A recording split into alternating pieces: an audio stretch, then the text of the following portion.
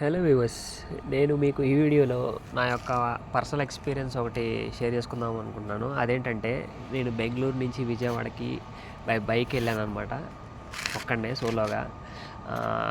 Luggage ఏమంతగా లేదు, ఒక back pack ఉంది అంతే.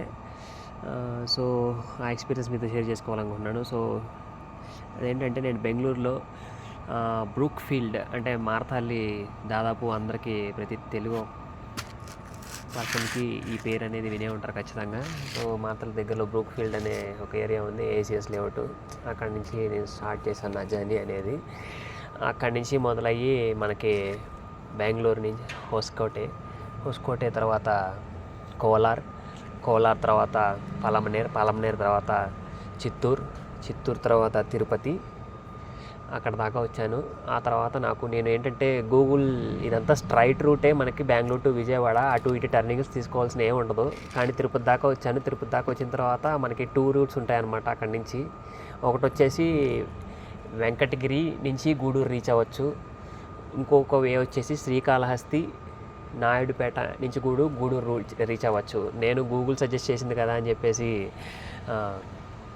వెంకటగిరి మీద నుంచి గూడూరు రీచ్ అయ్యే రూట్ తీసుకున్నాను అన్నమాట. గూడూరు అనేది నేను రెస్ట్ పాయింట్గా ఫిక్స్ అయ్యాను. అక్కడ మా ఫ్రెండ్ ఉన్నాడు. సో నైట్ అక్కడ కొంతసేపు స్టే చేసి వెళ్ళొచ్చు అనుకున్నాను. సో ఆ రూట్ తీసుకున్నాను నేను. అసలు ఆ రూట్ అయితే అస్సలు బాగోలేదు. నేను ఆ తిరుపతి రీచ్ అయ్యేపాటికి నేను యాక్చువల్గా బెంగళూరులో ఆఫ్టర్నూన్ 3 o'clock నా జర్నీ స్టార్ట్ చేశాను.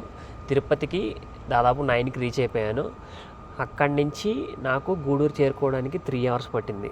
అంటే డిస్టెన్స్ అయితే పెద్ద ఎంతగా ఏముండదు. మహా అయితే నాకు తెలిసి 50 kilometers 60 kilometers ఉంటుంది. ఆ 60 kilometers కవర్ చేయడానికి నాకు 3 hours పట్టింది. అంత దారుణంగా ఉంటుంది ఆ రోడ్డు అసలు బాగోదనమాట. అంటే లైట్స్ కూడా ఏముండవు, పైగా గెంతులు కాబట్టి మనం స్పీడ్గా కూడా వెళ్ళలేము. చాలా నిదానంగా వెళ్ళాల్సి వచ్చింది. సో గూగుల్ సజెస్ట్ చేయడం వల్ల నేను ఆ రూట్కి వెళ్ళాను. ఇప్పుడు కూడా మీరు సెర్చ్ చేస్తే గూగుల్ ఆ రూటే చూపిస్తుంది. నా ఎక్స్పీరియన్స్ ప్రకారం చెప్తున్నాను, ఆ రూట్ అయితే వెళ్ళొద్దు. అది మీరు టైం తినేసిద్ది. పైగా పెద్ద రిస్క్ రోడ్డు కూడా అది. చాలా అన్ని గుంటలాగా ఉంటుంది ఆ రోడ్డు.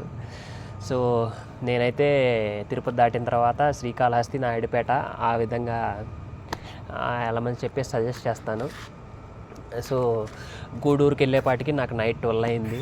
సో అక్కడ మా ఫ్రెండ్ రూమ్లో నేను తినేసి ఒక 4 hours రెస్ట్ తీసుకున్నాను. 4 hours రెస్ట్ తీసుకొని మళ్ళీ నెక్స్ట్ డే మార్నింగ్ 6 o'clockకి నా జర్నీ స్టార్ట్ చేశాను గూడూరు నుంచి.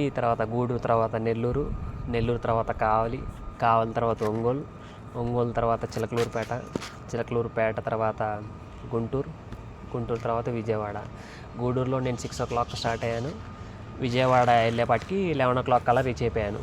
అంటే 5 hours పట్టింది. మనకి గూడూరు నుంచి విజయవాడ మొత్తం హైవే అంతా బాగుంటుంది అనమాట. సో మనకి ఇబ్బంది ఏమి ఉండదు కాబట్టి అక్కడ త్వరగానే కొట్టేయచ్చు మనం. సో ఇది ఫ్రెండ్స్, నాకు ఓవరాల్ టైం వచ్చేసి బెంగళూరు నుంచి విజయవాడ, బెంగళూరు టు తిరుపతి బెంగళూరు నుంచి గూడూరుకి ఒక 9 hours పట్టింది. గూడూరు నుంచి విజయవాడకి ఒక 5 hours పట్టింది. So 9 + 5 14 hours. ఈ 14 hoursలో ఒక 2 hours మన చిన్న బ్రేక్స్ తీసేసుకుంటే 12 hours. నార్మల్గా మనం బస్సులో వెళ్ళినా కానీ 12 hours అనేది నార్మల్ టైమే అనమాట. బస్సు వెళ్ళినా కానీ 12 hours అనేది పడుతుంది.